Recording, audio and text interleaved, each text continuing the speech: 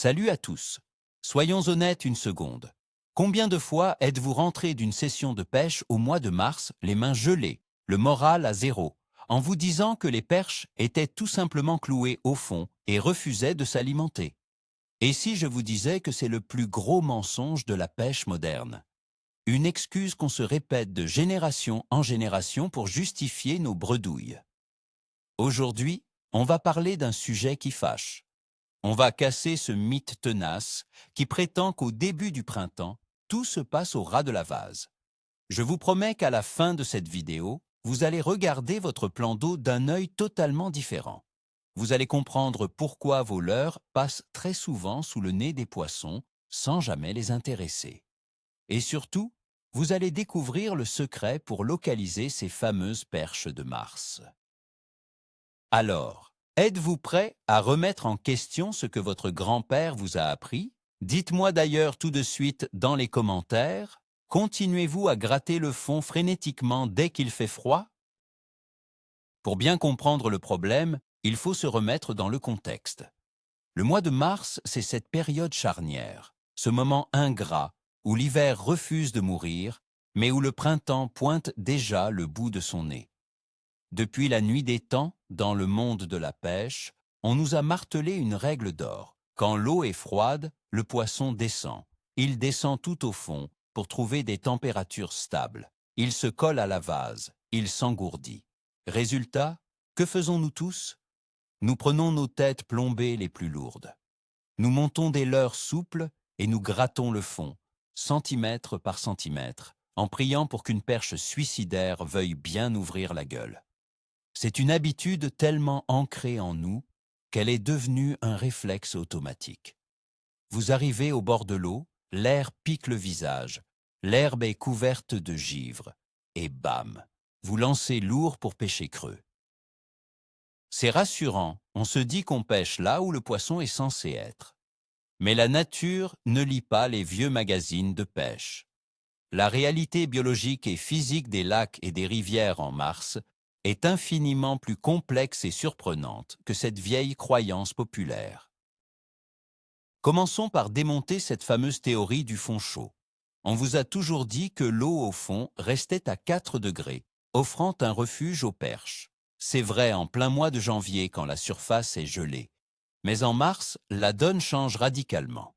Les jours rallongent, le soleil monte plus haut dans le ciel et ses rayons commencent à frapper la surface de l'eau.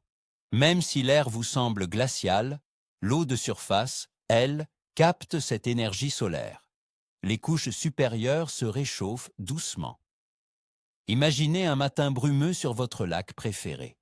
Vous jetez votre leurre sur le fond, pensant bien faire. Pendant ce temps, une belle bande de perches zébrées est remontée de plusieurs mètres. Elles sont là, suspendues entre deux eaux, profitant de cette légère hausse de température. Elles ne sont plus collées à la vase. Elles se prélassent dans une eau qui est peut-être à 1 ou 2 degrés de plus que le fond. Et croyez-moi, pour un poisson, un seul degré de différence, c'est énorme. C'est la différence entre être léthargique et être en mode chasse. Ensuite, il faut parler de l'instinct de reproduction. Le mois de mars, c'est la période de pré-frais pour les perches. Les femelles sont pleines d'œufs, elles ont besoin de beaucoup d'énergie pour affronter la ponte qui approche. Un poisson qui doit faire des réserves ne peut pas se permettre de rester cloué sur le fond, inactif, à attendre que la nourriture lui tombe dans la bouche. Les perches doivent bouger, elles doivent s'alimenter activement. Elles vont donc suivre leur proie. Et devinez où va le poisson fourrage à cette époque de l'année? Les ablettes, les petits gardons, toute cette blanchaille cherche aussi la chaleur. Ils montent vers la surface, ils se rapprochent des bordures peu profondes où le soleil chauffe la boue. Si la nourriture quitte le fond, le prédateur quitte le fond. C'est une règle absolue de la nature. Vous pouvez gratter la vase toute la journée en discutant avec votre voisin de pêche qui se plaint lui aussi du manque de touches. Vous ne prendrez rien si les perches sont parties chasser 3 mètres plus haut. Prenons une situation typique que vous avez tous vécue. Vous arrivez au bord de l'eau à 7 heures du matin. Il fait un froid de canard. Vous attaquez au leurre souple sur le fond. Logique. Vers 11 heures, le soleil perce enfin les nuages, il commence à faire bon. Vous enlevez votre manteau. Mais bizarrement, vous continuez à pêcher exactement de la même manière, avec la même tête plombée, à la même profondeur. C'est là que réside la plus grande erreur. La dynamique du plan d'eau vient de changer sous vos yeux. Mais votre technique, elle, est restée figée dans la glace du matin.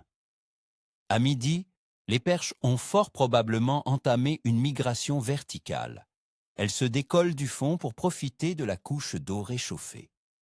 Si vous ne changez pas le grammage de votre leurre pour pêcher plus léger et prospecter la pleine eau, vous pêchez littéralement sous les poissons. Vous passez sous leur ventre.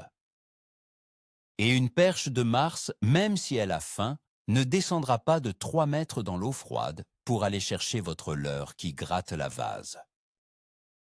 Parlons un instant de la fameuse technique du drop shot. C'est une technique fantastique pour l'hiver, on est tous d'accord. Mais comment la plupart des pêcheurs l'utilisent-ils en mars? Avec un bas de ligne de 20 cm entre le plomb et l'hameçon. C'est l'erreur classique. Vous animez votre leurre juste au-dessus du fond, persuadé de présenter une proie facile à un poisson apathique. Mais si les perches sont suspendues à 1 mètre ou 1,50 m du fond, votre beau montage drop shot ne sert strictement à rien. Elles te le regardent de haut sans la moindre intention de plonger. La solution? Il faut oser allonger démesurément la distance entre votre plomb et votre leurre. Un bas de ligne d'1 mètre, voire d'1,50 m, peut faire une différence incroyable. Imaginez la scène. Votre plomb gratte doucement le fond, mais votre petit leurre frétille librement en pleine eau, exactement dans la zone de confort thermique des perches. C'est souvent la clé pour débloquer une journée qui semblait catastrophique. Un autre mythe à détruire, c'est l'idée que les perches sont forcément regroupées dans les fosses les plus profondes du lac en mars. C'est ce qu'on appelle pêcher dans ses souvenirs.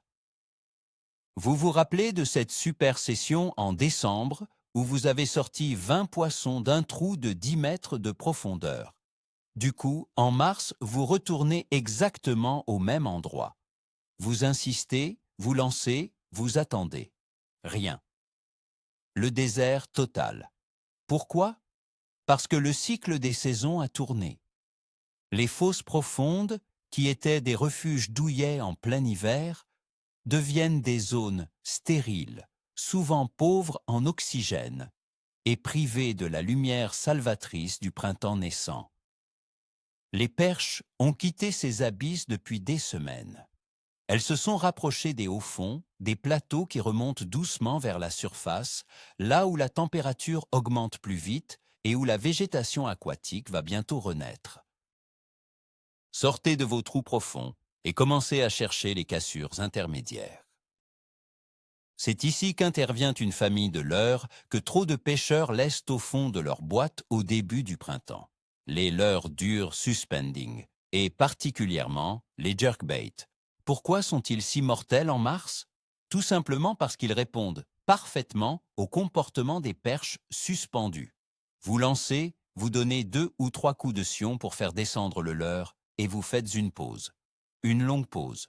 Le leurre s'arrête net, parfaitement immobile, en plein milieu de la colonne d'eau. Il ne coule pas vers le fond glacé, il ne remonte pas à la surface. Il reste là, juste sous le nez des perches qui flottent entre deux eaux. C'est une provocation irrésistible. Une perche qui hésite va s'approcher, observer ce poisson blessé qui reste dans sa zone de confort et finir par l'aspirer violemment. Si vous étiez au leurre souple classique, votre leurre serait déjà tombé sur le fond depuis longtemps, hors de la vue et de l'intérêt du prédateur. Il faut aussi prendre en compte l'action du vent, qui est un élément déterminant au mois de mars. Souvent, on a des vents de printemps qui peuvent souffler fort.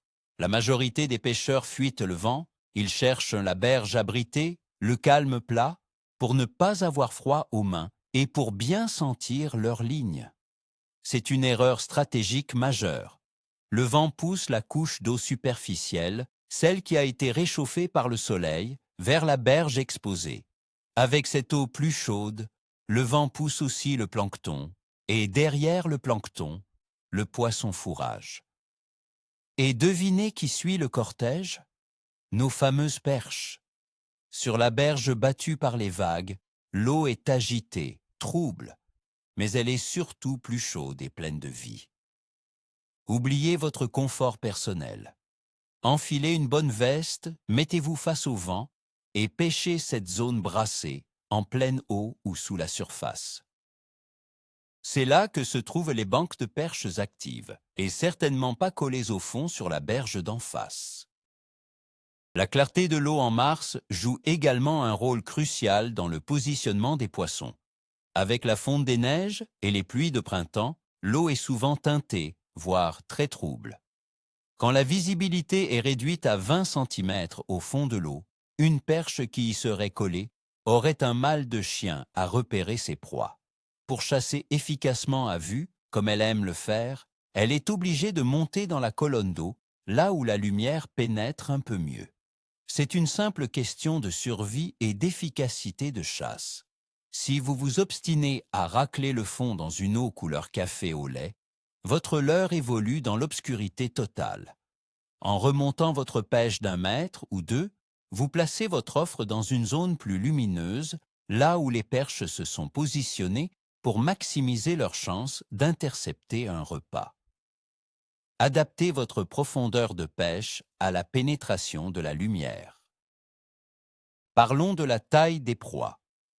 Une autre vieille habitude consiste à réduire drastiquement la taille des leurres quand l'eau est froide. On sort les micro-leurres d'1 ou 2 pouces sous prétexte que le poisson est tatillon. Mais souvenez-vous de ce qu'on a dit. En mars, les grosses femelles préparent la fraie. Elles ont faim, elles ont besoin de protéines et elles ne veulent pas gaspiller leur précieuse énergie à courir après des alevins minuscules qui ne les nourrissent pas assez. Elles cherchent le rapport effort sur récompense maximale.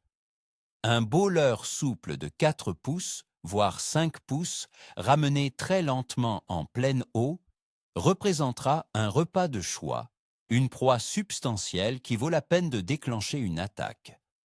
N'ayez pas peur de proposer de grosses bouchées en mars. Vous allez sélectionner les plus beaux spécimens, ceux qui ont besoin de réserves massives avant de pondre. Laissez les micro-leurres pour l'été. Je vois souvent des pêcheurs au bord de l'eau adopter une animation mécanique, presque robotique. On lance, on laisse couler jusqu'à sentir le poc sur le fond, on donne 2 coups de sion, on laisse recouler et on recommence. Cette fameuse pêche à gratter, ou pêche en dents de scie sur le fond. C'est un poison pour l'esprit du pêcheur, car cela l'empêche de réfléchir à d'autres alternatives. La technique la plus redoutable en mars pour intercepter les perches décollées, c'est la pêche en linéaire, ou le swimming. Prenez un leurre souple de type shad, montez-le sur une tête plombée légère, lancez, laissez couler quelques secondes, puis ramenez de manière continue, très lentement, sans jamais toucher le fond. Imaginez un poisson blessé qui nage péniblement entre 2 eaux. C'est hypnotique pour une perche suspendue. L'attaque est souvent sourde, lourde. Vous ne sentirez pas un petit toc nerveux, mais plutôt une lourdeur soudaine, comme si vous aviez accroché un sac plastique qui se met soudainement à donner des coups de tête. Il y a un paramètre psychologique important à prendre en compte, c'est votre propre entêtement. Je me mets dans le lot, on est tous pareils. On commence une pêche au fond parce que c'est la norme. Au bout de 2 heures, sans la moindre touche, on commence à douter du leurre. On change de couleur. On passe du vert au marron, puis au blanc, puis au rose fluo. Ensuite, on change la forme du leurre. On passe du shad au finesse, puis à la créature. Mais la seule chose qu'on ne change pas, c'est la profondeur à laquelle on pêche. On continue désespérément à gratter le même tas de vases avec des leurres différents. C'est la définition même de la folie. Faire la même chose en espérant un résultat différent. La prochaine fois que vous êtes dans cette situation, gardez votre leurre de confiance, mais changez radicalement de couche d'eau. Passez en linéaire, sortez un poisson nageur, pêchez au-dessus du fond, puis au milieu, puis juste sous la surface. Cherchez la hauteur avant de chercher la couleur. Si vous avez la chance d'utiliser un écho-sondeur, que ce soit sur un bateau ou un float tube, vous savez exactement de quoi je parle. En mars, l'écran de votre sondeur est révélateur. Le fond est souvent vide, désespérément plat et sans écho. En revanche, si vous regardez bien, vous verrez des arcs ou des nuages de points suspendus à mi-profondeur, souvent au-dessus de structures immergées. C'est la preuve visuelle, scientifique, que le mythe du poisson collé au fond est faux. Les perches se regroupent dans ces couches intermédiaires. Mais même sans électronique, depuis le bord, vous pouvez lire ces signes. Observez la surface. S'il y a des moucherons, si vous voyez de l'activité, même minime, des petits cercles discrets, c'est que la vie remonte. Soyez observateurs. La nature vous donne les indications que le grand-père ne pouvait pas deviner. Ne soyez pas aveuglés par des dogmes dépassés. La végétation aquatique joue un rôle fascinant au mois de mars. Sur le fond, on trouve principalement les restes en décomposition des herbiers de l'année précédente. Cette décomposition consomme énormément d'oxygène et crée un environnement peu accueillant, parfois presque toxique, pour les poissons exigeants comme la perche. Pourquoi irait-elle s'enfuir dans cette boue pauvre en oxygène? En revanche, les nouvelles pousses commencent à apparaître, tendant leurs tiges vers la lumière. C'est autour de ces jeunes pousses, à 1 ou 2 mètres au-dessus du fond putride, que l'oxygène est produit, que les micro-organismes se développent et que la chaîne alimentaire redémarre. Cherchez la vie naissante. Pêchez juste au-dessus des anciens herbiers, effleurez le sommet des nouvelles herbes. C'est là, dans cette zone de transition vitale, que les zébrés se postent en embuscade. Il est temps de parler de l'approche silencieuse. Quand un poisson est posé sur le fond, il se sent relativement en sécurité, camouflé. Quand une perche est suspendue en pleine eau, elle est beaucoup plus vulnérable, beaucoup plus exposée aux prédateurs venant de tous les côtés, y compris du ciel avec les cormorans. Elle est donc sur le qui-vive, extrêmement méfiante.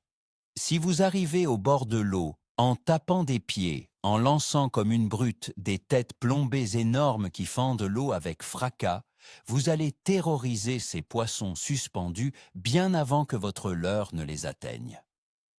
La pêche de la perche décollée en mars demande une discrétion absolue. Des lancers souples, des posés délicats, des têtes plombées planantes. Imaginez que vous cherchez à surprendre un animal sauvage dans une clairière, pas que vous jetez des cailloux dans un puits. La finesse de l'approche compte autant que la justesse de la profondeur. La tombée de la nuit en mars nous offre un dernier paradoxe intéressant.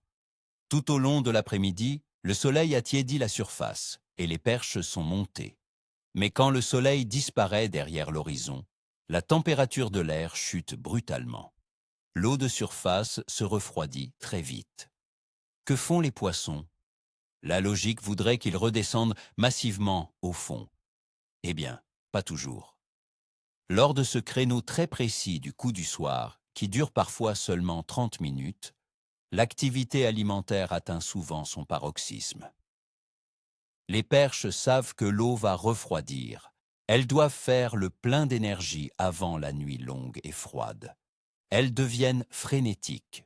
C'est le moment de sortir des leurres qui brassent beaucoup d'eau, des crankbaits ou des petits spinnerbaits, et de prospecter rapidement les bordures peu profondes.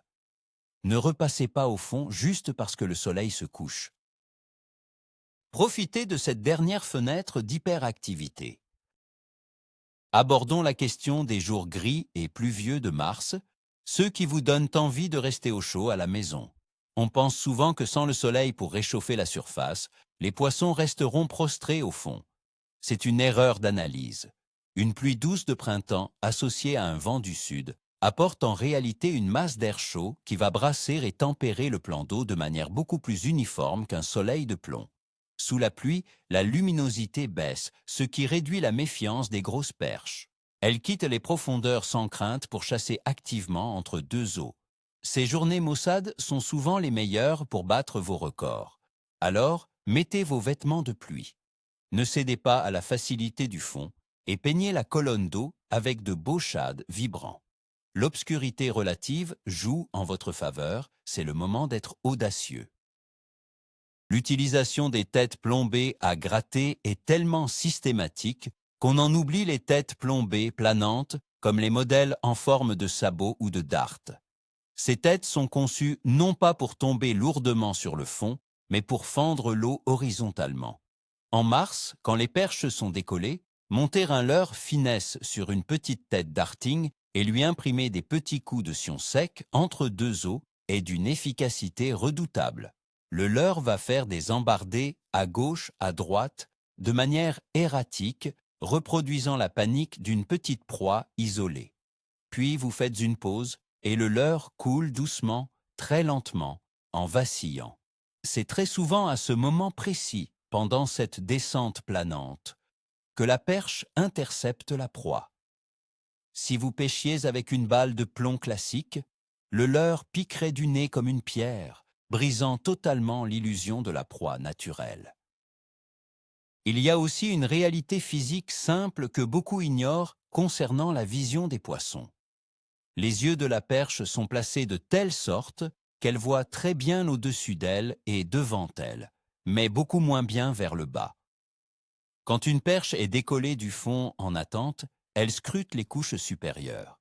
Si votre leurre passe 1 mètre plus bas, dans son angle mort, en raclant la vase, elle ne le verra tout simplement pas, même si l'eau est claire. En revanche, un leurre qui passe 1 mètre au-dessus d'elle sera immédiatement repéré, se découpant en sombre contre la clarté de la surface. C'est pour cela qu'il vaut toujours mieux pêcher un peu trop haut qu'un peu trop profond. En pêchant trop creux, vous êtes invisible. En pêchant plus haut, vous attirez l'attention des poissons postés en dessous et ils n'hésiteront pas à monter pour intercepter ce qu'ils considèrent comme un repas facile. Voyons l'impact des variations brutales de température. Le mois de mars est réputé pour ses giboulées et ses retours de froid inattendus. Vous avez eu 3 jours de beau temps, l'eau s'est réchauffée, les perches sont montées. Et soudain, un front froid arrive, avec de la neige fondue. C'est le seul moment où le mythe du fond redevient partiellement vrai. Le choc thermique de surface va pousser les poissons à redescendre pour retrouver un peu de stabilité. Mais attention, ils ne se collent pas forcément à la vase pour autant.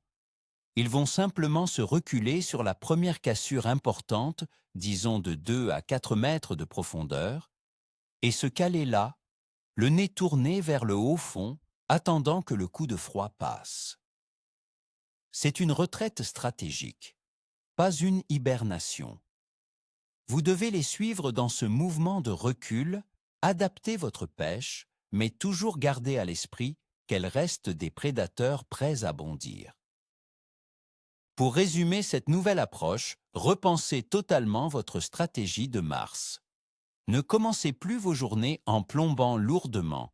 Arrivez au bord de l'eau avec l'esprit ouvert. Sondez mentalement la colonne d'eau. Commencez par pêcher entre deux eaux avec des leurres suspending ou des shades en linéaire. Écoutez ce que le lac ou la rivière vous dit. Sentez la température du vent, observez l'ensoleillement, repérez les changements de couleur de l'eau. La pêche de la perche au début du printemps n'est pas une pêche d'attente passive et aveugle sur le fond. C'est une traque dynamique en 3 dimensions qui exige de comprendre les migrations verticales du poisson. Oubliez les dogmes, brisez les règles établies et osez chercher le poisson là où on vous a toujours dit qu'il n'était pas. C'est exactement comme ça que vous ferez la différence quand tous les autres pêcheurs autour de vous plieront bagage en disant que le poisson a la gueule clouée. Voilà, on a fait le tour de ce fameux mensonge de Mars. J'espère que cette vidéo vous a ouvert les yeux et va radicalement changer votre façon de voir l'eau en ce début de printemps. Le point de bascule, ce qu'il faut vraiment retenir, c'est que la température de l'eau n'est pas un bloc uniforme. Les premiers soleils réchauffent les couches supérieures, la vie remonte, et les perches, poussées par l'instinct de reproduction et la faim, suivent ce mouvement. Arrêtez de gratter bêtement le fond quand les poissons chassent 3 mètres plus haut.